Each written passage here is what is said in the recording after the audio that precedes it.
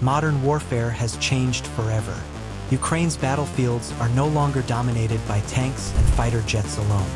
Instead, the sky buzzes with thousands of unmanned drones, cheap, fast, and deadly.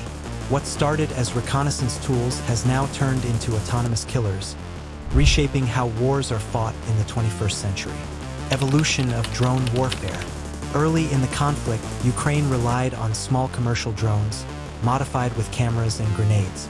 These drones, costing just a few $100s, destroyed multi-million-dollar Russian tanks. The message was clear: asymmetry wins.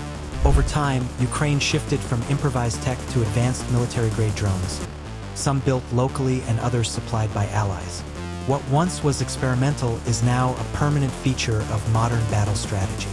Swarm tactics and AI. The real game changer? Swarm tactics. Imagine hundreds of drones flying together, overwhelming air defenses.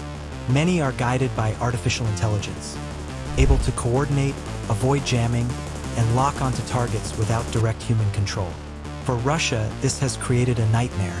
Expensive anti-air systems like the S-400 are being saturated by waves of cheap drones.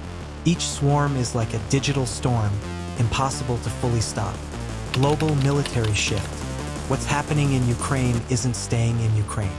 NATO, the US, China, and even smaller nations are rapidly investing in drone warfare. AI-controlled logistics drones, kamikaze drones, and long-range surveillance systems are being tested in real time. Military experts are calling it the drone revolution, a shift as significant as the introduction of tanks in World War I or stealth jets in the Cold War. Human cost and ethics. But behind the technology lies a human cost. Civilians often find themselves under constant threat as drones patrol cities and villages. The psychological pressure of hearing drones overhead has been described as living under robotic terror.